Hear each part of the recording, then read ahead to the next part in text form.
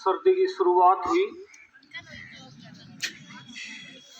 आज से ही समझो, और संख्या आधी हो गई।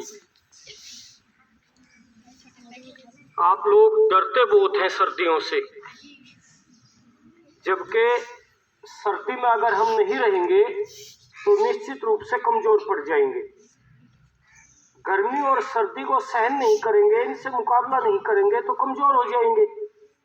ये नियम है प्रकृति का कि बिना संघर्ष किए जीव कमजोर पड़ जाता है। अभी कई दिनों से एक खुमार पूरी दुनिया पर चढ़ा हुआ था, फीफा का। कुछ बच्चे हंसने लगे। ये फुटबॉल का एक महासमर कहलाता है। पूरी दुनिया में फुटबॉल से बड़ा लोकप्रिय और कोई खेल है नहीं।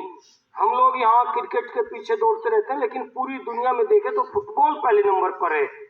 और पूरी दुनिया गरजने लगती है जब ये इसका खेल शुरू होता है फीफा के नाम से। इस बार भी ये कतर में चल रहा था। तो एक व्यक्ति का नाम कई दिन से आप लोग जो पेपर पढ़ते होंगे या समाचार वगैरह देखते होंगे तो सुना होगा आपने, बार बार मेसी मेसी चल रहा है पूरी दुनिया में। पूरा अखबार भरे पड़े हैं मेसी के नाम से। उस व्यक्ति के बारे में आप सोचिए कि उसने कितनी मेहनत और क्या किया होगा जो पूरी दुनिया के अखबार आज मेसी के नाम से भरे पड़े हैं। 2 दिन से यही हम लोग देख रहे हैं। आप खिलाड़ियों के बारे में अगर थोड़ा सा नॉलेज रखें तो आपको पता चलेगा, सबसे पहले हमें खिलाड़ी बनने से पहले हेल्थ देखनी होती है। एक होती है बैड हेल्थ, अक्सर जो लोग बीमार रहते हैं।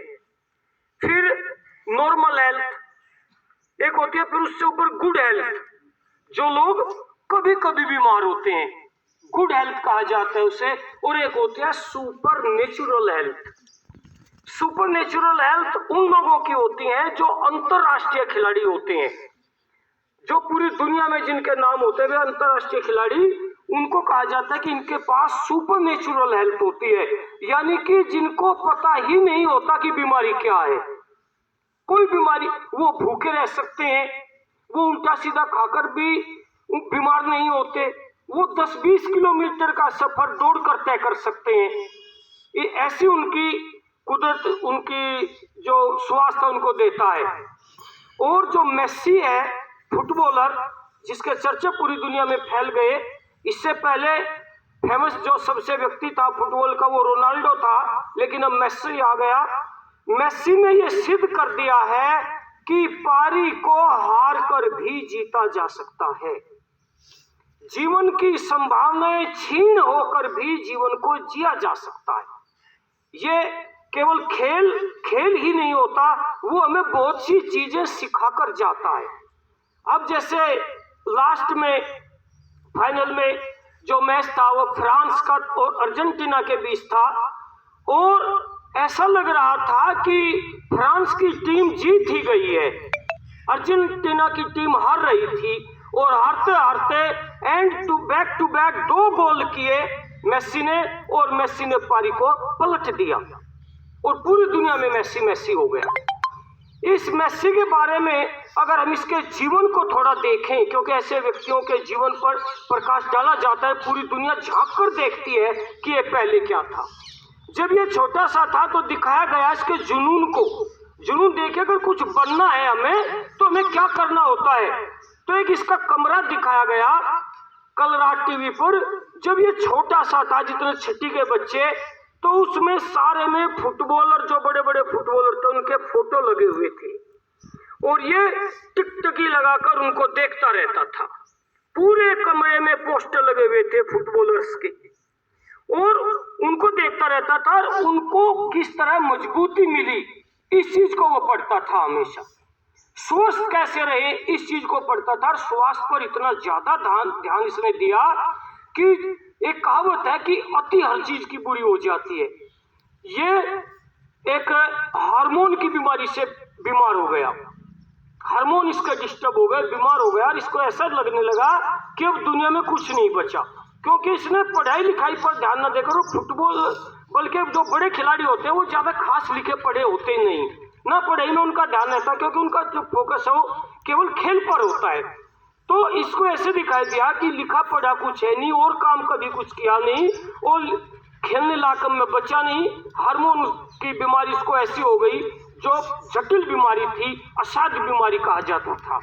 हार्मोन की बीमारी से एक बहुत बड़े साइंटिस्ट स्टीफन हॉकिंस जो पूरे वर्ल्ड के फेमस हुए थे, उनको भी एक न्यूरोमोटोन्स नाम की बीमारी थी, उनकी बॉडी हिल-जुल नहीं सकती थी। इसी तरह मेसी हिलता जुलता तो था लेकिन बीमार था।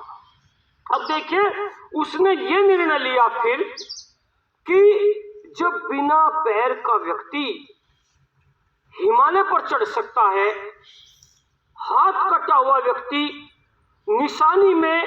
निशाना लगाकर पूरे वर्ल्ड में अपना नाम कमा सकता है, तो मैं अपनी बीमारी को भी ठीक नहीं कर सकता कि अपनी विल पावर से, अपनी इच्छा शक्ति से।